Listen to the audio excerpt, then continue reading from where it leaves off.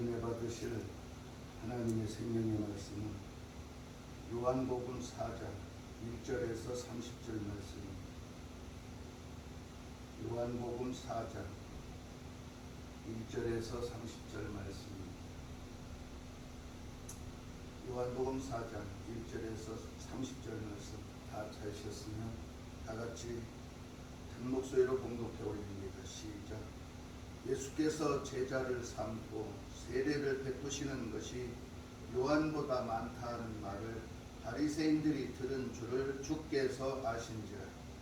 예수께서 친히 세례를 베푸신 것이 아니요 제자들이 베푼 것이라. 유대를 떠나사 다시 갈릴리로 가실새 사마리아를 통과하여야 하겠는지라. 사마리아에 있는 수가라 하는 동네에 이르시니 야곱이 그 아들 요셉에게 준 땅이 가깝고 거기 또 야곱의 우물이 있더라. 예수께서 길 가시다가 피곤하여 우물 곁에 그대로 앉으시니 때가 6시쯤 되었더라. 사마리아 여자 한 사람이 물을 기르러 왔으매 예수께서 물을 좀 달라 하시니 이는 제자들이 먹을 것을 사러 그 동네에 들어갔음이러라. 사마리아 여자가 이르되 당신은 유대인으로서 어찌하여 사마리아 여자인 나에게 물을 달라 하나이까 하니 이는 유대인이 사마리아인과 상종하지 아니함이러라. 예수께서 대답하여 이르시되 내가 만일 하나님의 선물과 또 내게 물 좀 달라 하는 이가 누구인 줄 알았더라면 내가 그에게 구하였을 것이요 그가 생수를 내게 주었으리라. 여자가 이르되 주여 물 기를 그릇도 없고 이 물은 깊은데 어디서 당신이 그 생수를 얻게 사옵나이까. 우리 조상 야곱이 이 우물을 우리에게 주셨고 또 여기서 자기와 자기 아들들과 짐승이 다 마셨는데 당신이 야곱보다 더 크니까. 예수께서 대답하여 이르시되 이 물을 마시는 자마다 다시 목마르려니와 내가 주는 물을 마시는 자는 영원히 목마르지 아니하리니 내가 주는 물은 그 속에서 영생하도록 솟아나는 샘물이 되리라. 여자가 이르되 주여 그런 물을 내게 주사 목마르지도 않고 또 여기 물 기르러 오지도 않게 하옵소서. 이르시되 가서 내 남편을 불러오라. 여자가 대답하여 이르되 나는 남편이 없나이다. 예수께서 이르시되 네가 남편이 없다 하는 말이 옳도다. 너에게 남편 5이 있었고 지금 있는 자도 내 남편이 아니니 네 말이 참되도다. 여자가 이르되 주여 내가 보니 선지자로소이다. 우리 조상들은 이 산에서 예배를 하였는데 당신들의 말은 예배할 곳이 예루살렘에 있다 하더이다. 예수께서 이르시되 여자여 내 말을 믿으라. 이 산에서도 말고 예루살렘에서도 말고 너희가 아버지께 예배할 때가 이르리니 너희는 알지 못하는 것을 예배하고 우리는 아는 것을 예배하노니 이는 구원이 유대인에게서 남이라. 아버지께 참되게 예배하는 자들은 영과 진리로 예배할 때가 오나니 곧 이때라. 아버지께서는 자기에게 이렇게 예배하는 자들을 찾으시느니라. 하나님은 영이시니 예배하는 자가 영과 진리로 예배할지니라. 여자가 이르되 메시아 곧 그리스도라 하는 이가 오실 줄을 내가 아노니 그가 오시면 모든 것을 우리에게 알려주리이다. 예수께서 이르시되 내게 말하는 내가 그러하시니라. 이때에 제자들이 돌아와서 예수께서 여자와 말씀하시는 것을 이상히 여겼으나 무엇을 구하시나이까 어찌하여 그와 말씀하시나이까 묻는 자가 없더라. 여자가 물동이를 버려두고 동네로 들어가서 사람들에게 이르되 내가 행한 모든 일을 네게 말하노니 사람을 와서 보라. 이는 그리스도가 아니냐 하니 그들이 동네에서 나와 예수께로 오더라. 아멘.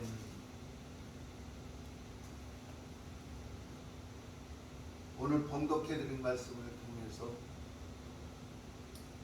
절망에 사로잡히게 하는 우울증을 치료받자라는 제목으로 은혜를 나누고자 합니다.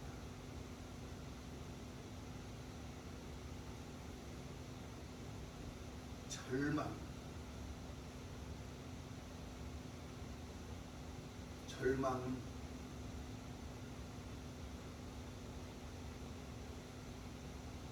의지할 것도 없고 바라볼 것도 없고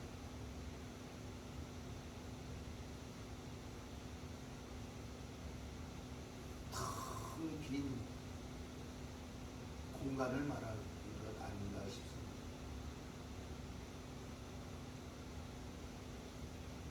사람이 낙심하고 절망에 사로잡히게 되거나 그동안 자신이 믿고 의지했던 희망이 무너졌을 때, 아니면 사랑하고 신뢰하던 사람과의 관계가 깨지고 배신을 당했을 때 미움이 쌓이게 되고 원망과 함께 절망감에 사로잡히게 될 때 우울증이라는 몹쓸 병이 찾아옵니다. 사람의 마음과 생각을 이 우울증은 공격하게 되고, 이때 사람은 무너지게 됩니다. 만약에 내 마음과 내 생각과 내 행동을 공격하는 우울증에 넘어지면 행동에 장애가 생기기 시작하면서 사람도 기피하게 되고 밖에 출입도 삼가하게 되고, 이때부터 은둔 생활이 시작됩니다. 그러다 보면 술을 의지하게 되고, 술을 의지하다 보면 성격이 난폭해지기 시작합니다. 그러므로 우울증이란 의욕 상실로 우울감에 사로잡히게 되는데, 다양한 증상들로 인지 및 정신과 또 신체적 증상을 일으켜 일생생활의 기능 저하를 가져오는 질환을 보통 우울증이라고 합니다. 이 우울증이라는 질병에 사로잡히게 되면 감정, 생각, 신체적 생태와 그리고 행동 등의 변화를 일으키는 심각한 질환이라는 것입니다. 사람을 폐인으로 만드는 거죠. 절망감에 사로잡혀서 아주 극단적인 행동도 하게 되는 것으로 큰 병이라고 할 수 있습니다. 이 질병은 한 개인의 전반적인 삶에 영향을 주는데, 우울증은 일시적인 우울감과는 다릅니다. 개인적인 약함의 표현이나 의지로 없앨 수 있는 병이 아니라는 것입니다. 상당수가 전문가의 도움을 받지 못하고 우울증으로 고생하는 경우가 많아서 안타까운 현실입니다. 전문가의 적절한 치료를 받는다면 상당한 호전을 기대할 수 있고 이전의 정상적인 생활로 돌아갈 수 있다는 것입니다. 일반적으로 나타나는 증상으로 보이는 것은 우울감과 삶에 대한 흥미 및 관심이 상실이 바로 우울증의 핵심, 증상입니다. 우울증의 가장 심각한 증상은 자살 사고인데, 우울증 환자 중에는 3분의 2는 자살을 생각하고 그중 10% 내지 15%는 실제로 자살을 시행한다고 합니다. 일부 우울증 환자는 자신이 우울증인 것을 알지 못하고 일상생활에서 자신감을 상실하고 위축되어 기능이 떨어질 때까지 자신의 기분 문제에 대해 호소하지 않는 것이 더 큰 절망감에 사로잡히게 되는 우울증의 원인입니다. 이와 같이 거의 대부분의 우울증 환자는 삶에 대한 에너지 상실을 호소하며 자신에게 주어진 과업을 끝까지 마치는 데 어려움을 호소하고 학업 및 직장에서 정상적인 업무에 장애를 느끼고 새로운 과업을 실행할 동기를 갖지 못한다는 것입니다. 그러므로 우울증 환자의 대다수 사람들은 수면 장애를 호소하고 있습니다. 특히 아침까지 충분히 잠을 못 이루고 일찍 깨거나 밤사이 자주 깨는 증상을 보인다고 합니다. 그런가 하면 많은 환자가 식욕 감소와 체중 저하를 보이는데, 일부 환자는 식욕이 증가하기도 하고 수면이 길어지는 비전형적 양상을 보이기도 합니다. 90% 정도는 불안 증상도 보이는 흔한 증상으로서 성욕 저하 등의 성적 문제를 보이기도 하고, 우울증 환자의 절반 정도는 하루 동안 증상의 정도 변화를 보이는데, 일반적으로 아침에 증상이 심했다가 오후에 좋아지는 경향을 보이기도 하며 집중력 저하와 같은 인지 기능 저하 증상도 상당수의 사람들에게 나타날 수 있는 질병입니다. 일부 우울증 환자들 중에는 신체 증상을 주로 호소하는 경우가 나타나기도 하는데, 이런 경우에는 주로 내과적 검사를 반복적으로 시행하지만 명확한 원인은 나오지 않는 경우가 많아서 오히려 우울증 진단과 치료가 늦어져서 고생하는 경우가 많은 것이 사실입니다. 우울증 증상을 검사하러 가려면 정신과 정도를 찾아가야 되는데, 사람들은 정신과 가는 것을 아주 많이 기피합니다. 그 기록이 남으면 사회생활하는데 어려움이 있다고 생각하기 때문입니다. 그러나 그런 문제 때문에 내 자신을 병드는데 방치한다면 더 큰 낭패가 찾아온다는 것이죠. 우울증에는 가면 우울증도 있는데, 가면 우울증이란 우울한 기분이 마치 가면을 쓰고 있는 것처럼 겉으로는 별로 드러나지 않는 우울증을 말하는데, 표면적으로는 우울 증상이 나타나지 않지만 밑바탕의 원인이나 역동은 일반 우울증과 같으므로 가면 우울증이라고 하며, 가면 우울증은 우울감과 무력감이 잘 드러나지 않지만 식욕부진, 가슴 두근거림, 피로감 같은 신체적 변화 증상이나 지나친 명랑함, 약물, 알코올 중독, 도박, 행동과잉, 가성침해 등으로 나타나는 것을 우울증, 가면 우울증이라고 합니다. 이처럼 우울증이라는 아주 못된 질병은 자신이 자신을 신뢰하는 믿음을 불신할 때 발생하는 것이라고 생각할 수 있습니다. 그러므로 믿음이란 지나간 과거의 기억 속에 있는 것도 먼 미래에 있는 것도 아니라 현재형이며 진행형으로서 바로 지금 이 순간 내가 믿고 신뢰하며 도전하느냐 아니면 믿지 못하고 낙심하고 절망하여 포기하고 마느냐는 것입니다.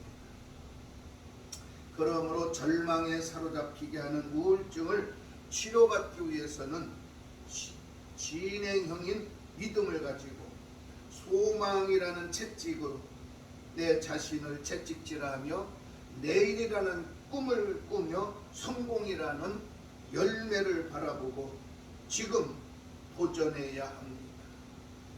그래서 히브리서 11장 1절은 지금은 보이지 않으나 바라봄의 법칙을 말씀하고 있습니다. 비록 시간이 나를 속이고 지구의 종말이 내게 온다고 할지라도 7번 넘어지더라도 8번 일어나 할 수 있다는 믿음이 필요합니다. 잠언 24장 16절에 말씀하십니다.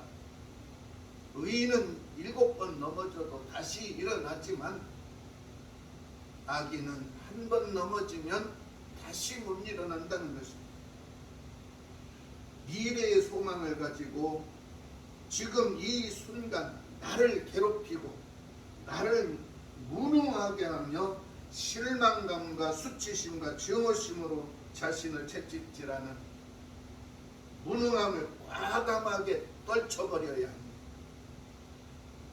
나를 절망의 늪으로 잡아당기는 패배의 줄을 완전히 과감하게 끊어버려야 합니다. 어둡고 초라한 공간에서 탈출해야 합니다. 이렇게 절망에 사로잡히게 하는 우울증에서 우리가 치료받고 탈출하기 위해서는 어떤 것이 필요할까요? 첫째로 패배자라는 과거 속에 갇혀있는 어둠의 옥문을 부셔버려야 합니다. 내 안에서 자라고 있는 과거의 원망과 불평의 불씨와 미움과 저주의 싹을 잘라버리고 예수님의 십자가 보혈로 내 마음과 몸을 깨끗이 씻어내고 지워버려야 합니다. 절망감에 사로잡혀서 어둠 속에 내 자신 스스로를 가두려 하는 패배의식을 몰아내야만이 우울증이라는 어둠의 옥문을 부수고 절망과 패배의식과 미움의 저주 속에서 벗어나 몸과 마음이 자유로울 수가 있습니다. 인간을 절망에 사로잡히게 하며 패배의식 속에 갇혀서 인생을 우울하게 만들고 짜증과 온갖 스트레스를 받으며 주변 사람들을 불안하게 만드는 원인 제공은 나는 할 수 없다는 포기의식과 실망감에 사로잡혀서 자신을 무능하고 연약하게 만드는 더러운 저주받은 귀신의 공격성을 몰아내야 합니다. 사업에서 실패했을 때나 내 몸이 쇠약하고 병들었을 때, 그리고 직장에서 승진의 기회를 잃고 조기 퇴직의 권고를 받았을 때, 성적 부진하고 진학의 꿈이 사라졌을 때, 사랑하는 연인이나 부부간의 어려움을 겪고 있을 때, 사회적으로 인정받지 못하고 외톨이 같은 외로움과 갈등이 생길 때 우리에게 필요한 것은 나는 할 수 있다는 믿음의 지팡이를 잡고 일어서서 예수님 앞으로 나와야 합니다. 예수님 앞에 나와서 나의 사정과 형편을 알리고 기도하고 구원의 믿음으로 우리는 새 출발할 수 있어야 합니다. 성령 충만, 그렇습니다. 에베소서 5장 16절에서 18절에 말씀합니다. 세월을 아끼라. 지금은 때가 악한 때다. 술 취하지 말고 방탕하지 말아라. 성령 충만을 받아라. 세상을 의지하고 세상 것에 연연하고 세상만 바라보던 솔로몬 전도자는, 솔로몬 왕은 말합니다. 세상은 헛되고 헛되니 모든 것이 다 헛되다고 말하고 있습니다. 아무리 세상 것으로 채워도 만족함이 없는 것이 세상 것입니다. 그래서 수많은 사람들은 큰 재산을 쌓으려고 합니다. 좋은 것으로 채우려고 합니다. 그러나 결국 그들은 행복이라는 큰 꿈을 찾지 못합니다.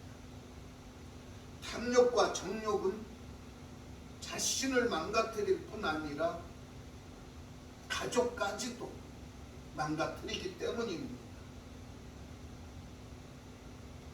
지나친 욕심은 잠언에선 이렇게 말합니다. 빈궁하다. 빈궁하게 만든다. 그러나 널리 펴서 구제해도 그 끝은 부를 가져온다 하셨습니다. 오늘 내 마음에 무엇으로 채우려고 하는가? 세상 것으로 채우려고 한다면 내 마음에서 우울증은 시작되는 것입니다. 세상에는 만족이 없습니다. 우리는 생각을 바꿔야 합니다. 마음을 비워야 합니다. 그래서 주님은 너희들이 마음을 비우면 내가 그 안에 가서 너희가 원하는 것으로 채워주시마 약속하십니다. 우리는 본문의 사마리아에 있는 수가라는 동네에 물을 기르러 온 여자의 인생을 보아야 합니다.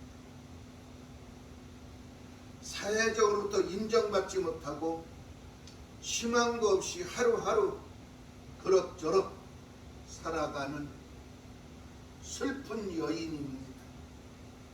남편이 5씩이나 두고도 있으면서 자신과 함께할 진정한 남편이 없다는 것은 아주 부끄러운 생활을 하면서 사람들의 시선을 피하며 외롭게 살아가는 여인이었다는 것을 알 수 있습니다. 사람들이 휴식하면서 바깥 출입을 자제하는 아주 뜨거운 한낮의 시간을 택해서 아무도 없는 우물가에 물을 기르러 왔다는 것은 사람들의 시선을 피하여 우물가에 왔습니다. 이 여인은 사마리아인으로서 유대인과는 상종도 않는 원수처럼 지내야 하는 갈등과 미움과 원망 속에서 생활을 하면서 자신의 처지까지 비관하며 살아가는 삶은 행복도 아니고 괴로운 날이었을 것입니다. 이와 같이 서로의 갈등은 믿음과 신뢰가 파괴되고 절망 속에 우울증에 빠지게 됩니다. 그래서 본문의 사마리아 여자는 사랑의 패배자가 되었습니다. 그 누구도 그를 신뢰하거나 믿으려고 하지도 않는 불신의 몹쓸 병에 걸리고 이 여인은 사람의 시선을 피하며 살아야 한다는 것이죠. 남편이 다섯이 있으나 자신을 위하여 존재하는 남편은 한 사람도 없다는 사랑의 패배자. 절망과 사람들과 상종치도 않는 미움과 원망과 불평에 사로잡힌 저주의 옥문을 부숴야 합니다. 이것은 스스로 부술 수 있는 것이 아닙니다. 이 옥문은 내가 부수지 않으면 밖에서 부숴줄 수도 없습니다. 그래도 나 혼자 스스로는 옥문을 깨고 저 넓은 세상으로 활개를 치며 달려가기란 힘든 것입니다. 9절에 그렇게 말씀합니다. 사마리아 여자가 이르되 당신은 유대인으로서 어찌하여 사마리아 여자인 나에게 물을 달라 하나이까 하니 이는 유대인이 사마리아인과 상종하지 아니하니라. 예수님은 말씀하십니다. 예수께서 대답하여 이르시되 네가 만일 하나님의 선물과 또 내게 물 좀 달라 하는 이가 누구인 줄 알았더라면 네가 그에게 구하였을 것이요 그가 생수를 네게 주었으리라. 내가 필요하고 내가 의지해야 되고 내가 찾아야 될 분은 멀리 있는 것이 아니라 바로 내 눈앞에 있다는 것입니다. 그런데도 그걸 보지 못하는 안타까운 것이 우울증 환자들입니다. 내 가족이 내 눈앞에 있고 내 형제가 내 눈앞에 있고 나를 돕는 그들이 내 곁에 있어도 그것을 인정하지 않습니다. 그들은 다 나의 적입니다. 오늘 사마리아 여자도 자기 앞에 하나님의 선물이 있습니다. 생명수를 줄 예수 그리스도, 나의 몹쓸 병을 치료해주고 고쳐줄 예수 그리스도가 그 앞에 있음에도 그는 보지 못합니다. 왜 그럴까요? 더러운 병에 사로잡혀서 영안이 어두워져서 그렇습니다. 우리가 교회에 나와서 예배를 드리고 사람들과 교제를 나누고 또 주님 앞에 기도하고 또 봉사생활 또 선교생활 여러 가지 일들을 합니다. 그러다 시험이라는 악한 마귀가 찾아오면 대번에 우리는 영안의 눈이 갇혀버립니다.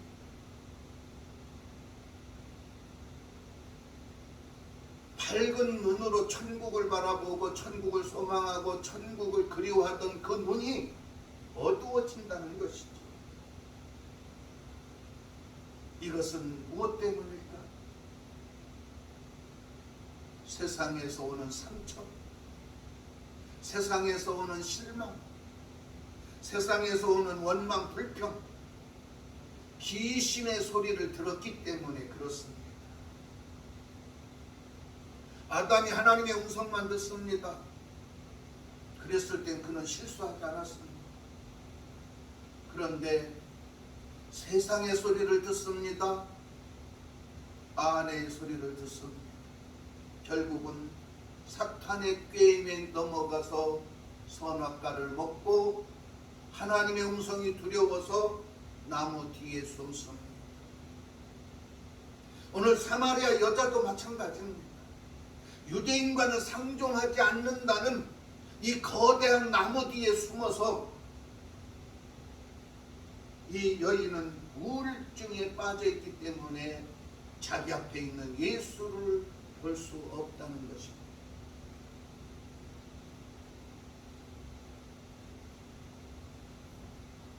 현실의 상황이 아무리 안 좋고 힘들고 어려워도 변명과 이런저런 핑계대지 말고 과거에 얽매여 살던 나의 나쁜 습관을 끊어버리고 현실을 인정하고 주님이 내게 제안하시는 생명수를 받아 마시기 위해서 우리는 주님 앞에 겸손해야 합니다. 주님 앞에 낮아져야 합니다. 그리고 나를 내려놔야 합니다. 영생하도록 솟아나는 샘물로 우리는 인생을 바꿔야 합니다. 11절에서 14절에 그렇게 말씀합니다. 여자가 이르되 주여 물 그릇도 없고 이 물은 깊은데 어디서 당신이 그 생수를 얻겠사옵나이까. 우리 조상 야곱이 이 우물을 우리에게 주셨고 또 여기서 자기와 자기 아들들과 짐승이 다 마셨는데 당신이 야곱보다 더 크니까. 예수께서 대답하여 이르시되 이 물을 마시는 자마다 다시 목마르려니와 내가 주는 물을 마시는 자는 영원히 목마르지 아니하리니 내가 주는 물은 그 속에서 영생하도록 솟아나는 샘물이 되리라. 예수를 바라보지 못했고 예수의 음성을 듣지 못했고 예수님의 제안을 받아들이지 못한 이유는 뭐냐?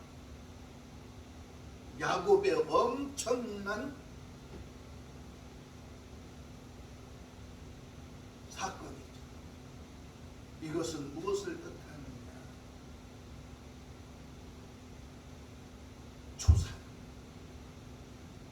초상적 믿음입니다. 우리가 신앙이 성장하지 못하고 예수님 안에 깊숙이 들어가지 못하고 성령 충만을 받지 못하는 이유는 뭐냐? 예수를 믿기 이전에 조상적 믿음이 있어. 그냥 옛날 조상 이야기나 하고 우상 숭배하던 이야기하고 우리 조상들은 뭐 어떻게 살았고 뭐 무슨 벼슬아치가 있었고 이거 신앙생활에 도움되지 않습니다.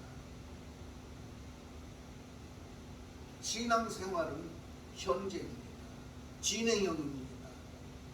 주님을 따라가야 합니다. 주님의 제안을 받아들여야 합니다.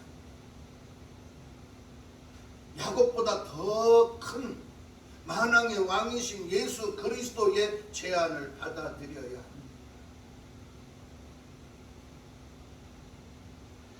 우리가 승리하는 삶을 위해서는 과거의 죄악 가운데서 살던 나의 삶과 현재에 무능한 나의 현실의 삶을 인정해야 합니다. 성공과 축복과 치료의 진실을 찾아서 우리 가운데 계시고 우리를 돌보시는 주님 앞으로 나아가야 합니다. 15절에서 19절 다 같이 한번 읽어볼까요? 시작. 여자가 이르되 주여 그런 물을 내게 주사 목마르지도 않고 또 여기 물 기르러 오지도 않게 하옵소서. 이르시되 가서 내 남편을 불러오라. 여자가 대답하여 이르되 나는 남편이 없나이다. 예수께서 이르시되 내가 남편이 없다는 말이 옳도다. 너에게 남편 5이 있었고 지금도 있는 자도 내 남편이 아니니 내 말이 참되도다. 여자가 이르되 주여 내가 보니 선지자로소이다. 죽어 관 속 같은 어둠, 내가 죽어서 관 속에 들어간 그런 상황 속에 갇히는 것이 뭐냐? 우울증입니다. 현재를 인정해야 합니다. 실패하는 건 부끄러운 게 아닙니다. 실패하는 것은 낙심하라고 오는 것이 아닙니다. 실패는 성공의 어머니라는 말도 있습니다. 우리는 다시 도전할 기회가 있고 다시 도전할 힘을 찾고 다시 도전할 꿈을 가져야 합니다. 그것은 바로 진리 안에서 주님이 이끌어 주시는, 주님이 제안하시는 진리, 증거를 찾아야 합니다. 패배라는 골방에서 일어나서 나와야 합니다. 그리고 외쳐야 합니다. 주님이 나를 일으켜 세우시고 하나님께서 나를 돌보고 계시다는 것을 우리는 외쳐야 합니다. 누가복음 7장 13절에서 16절을 봅니다. 누가복음 7장 13절에서 16절 말씀. 누가복음 7장 13절에서 16절 말씀 다 찾았으면 다 같이 봉독해 드립니다. 시작. 주께서 과부를 보시고 불쌍히 여기사 울지 말라 하시고 가까이 가서 그 관에 손을 대시니 맨 자들이 서는지라. 예수께서 이르시되 청년아 내가 네게 말하노니 일어나라 하시매 죽었던 자가 일어나 앉고 말도 하거늘 예수께서 그를 어머니에게 주시니 모든 사람이 두려워하며 하나님께 영광을 돌려 이르되 큰 선지자가 우리 가운데에 일어나셨다 하고 또 하나님께서 자기 백성을 돌보셨다 하더라. 아멘. 지금 내가 만나야 하고 지금 내가 찾아야 할 사람은 바로 예수 그리스도라는 것입니다.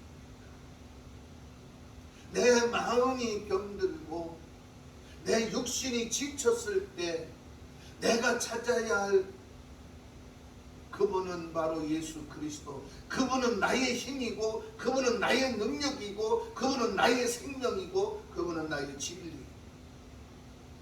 나에게 지금 이렇게 말씀하십니다. 청년아 일어나라는 것입니다.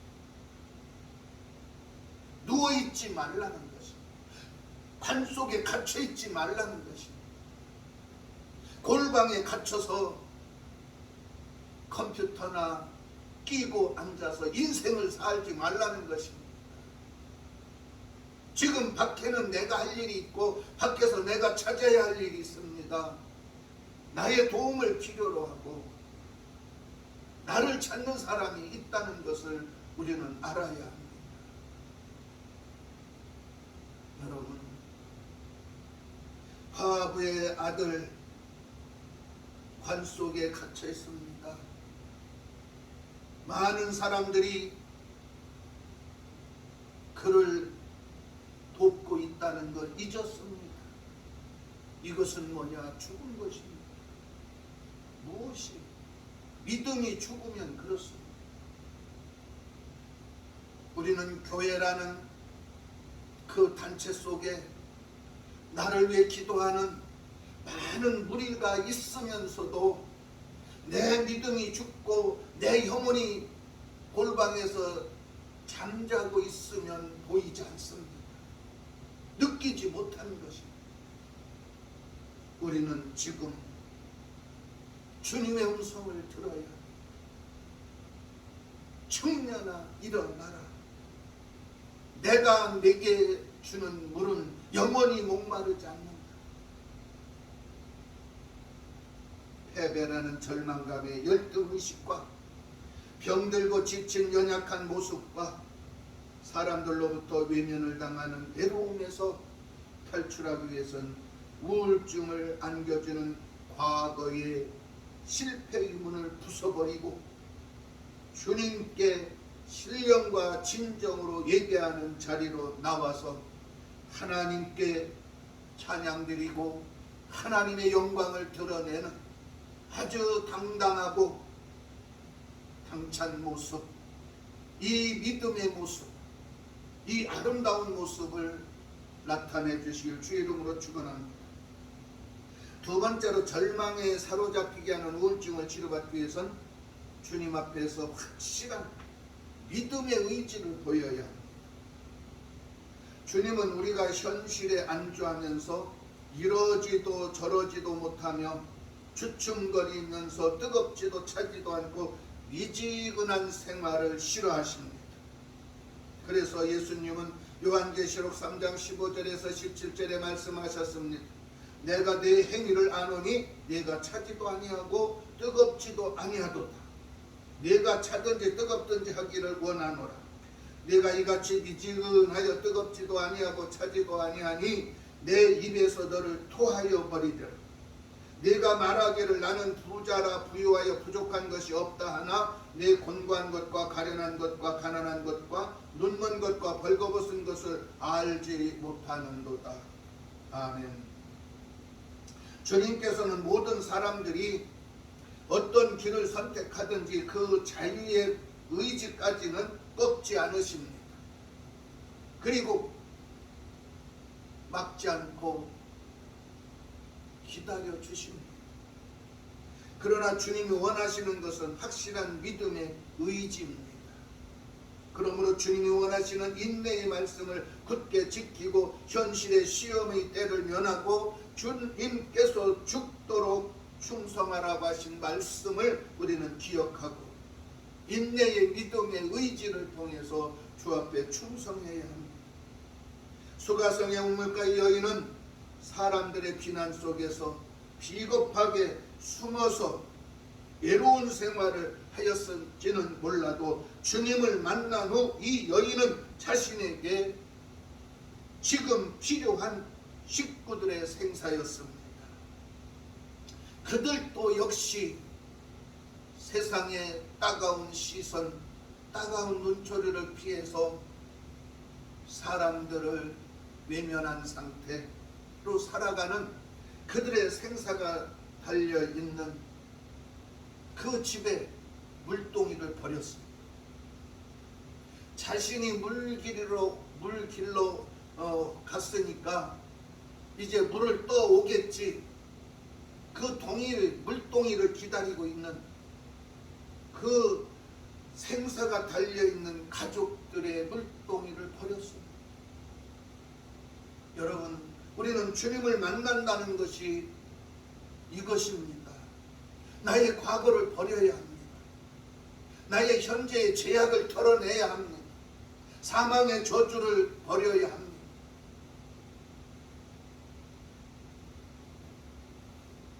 그토록 무서웠던 사람들의 시선 속으로 여인은 달려갑니다.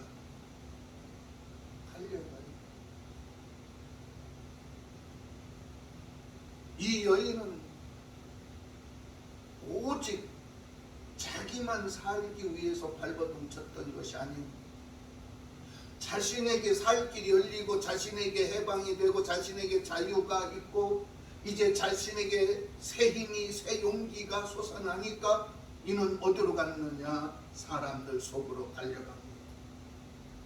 사마리아의 수가성 우물가 여인은 주님 앞에 사람들에게 자신이 만난 예수 그리스도를 전하는 확실한 믿음의 의지와 사람들의 시선을 향하여 움츠렸던 자신의 생활을 떨쳐버리고 자신을 죄인 취급하던 자신을 동물처럼 여겼던 사람들을 용서하고 이해하고 그들에게 달려나가는 그 순간 절망감에 사로잡혔던 우울증은 온데간데 없이 사라지고 치료받은 여인은 활기찼습니다. 용기가 있었습니다. 꿈이 있었습니다.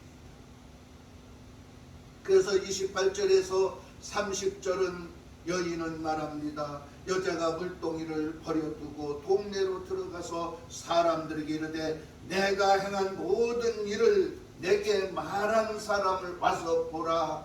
이는 그리스도가 아니냐니 그들이 동네에서 나와 예수께로 오더라.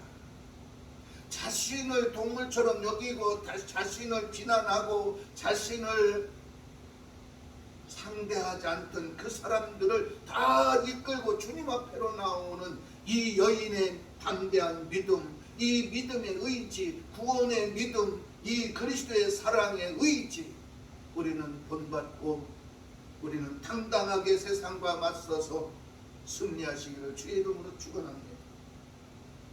마지막으로 세 번째, 절망에 사로잡히게 하는 우울증을 치료받기 위해서는 뭐냐?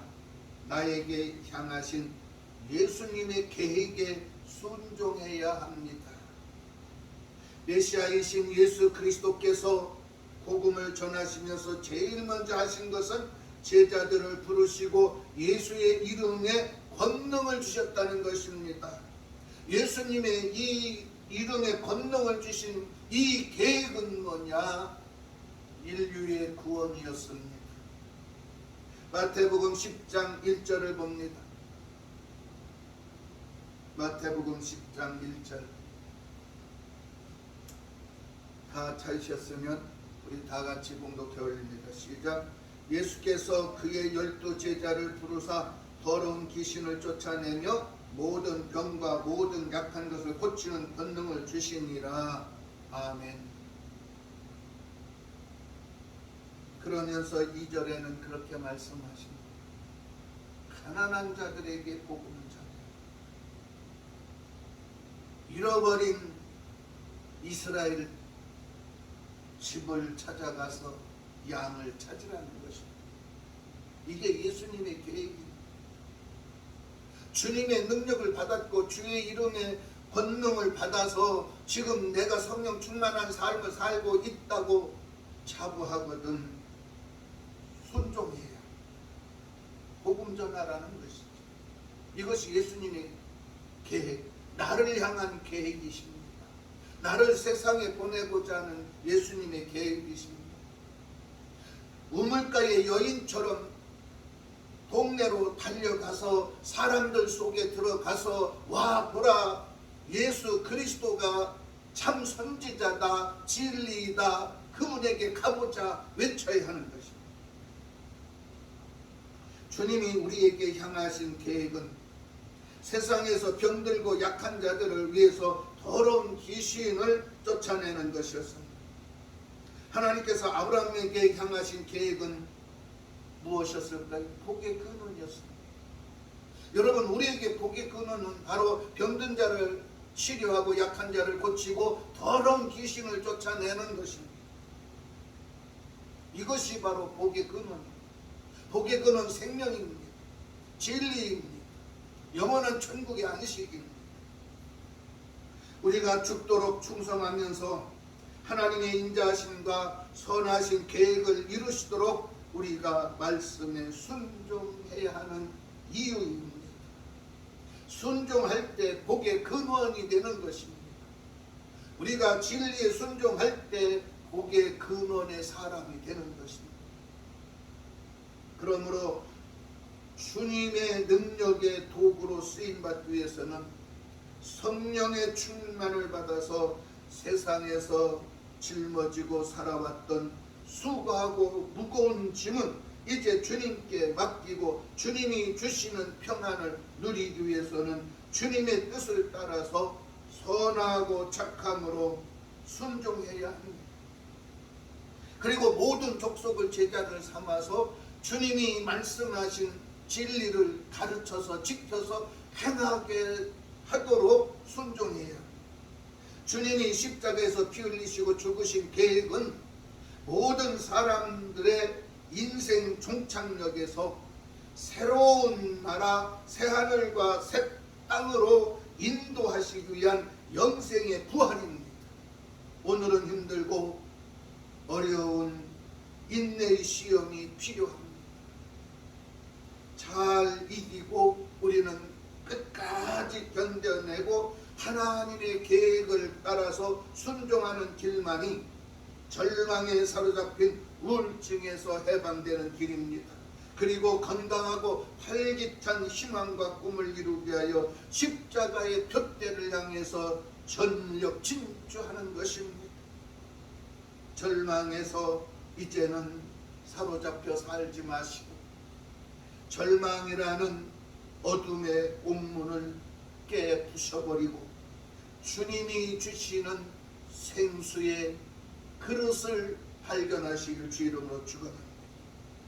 우울증의 이 더러운 병에서 이제는 우리는 좌절하고 실망할 것이 아니라 내일의 꿈을 이룰 수 있는 내일의 영생을 약속하신 예수의 믿음의 의지를 가지시길 바랍니다.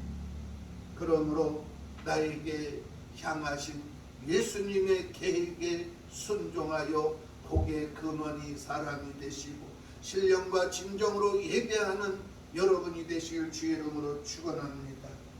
기도하겠습니다.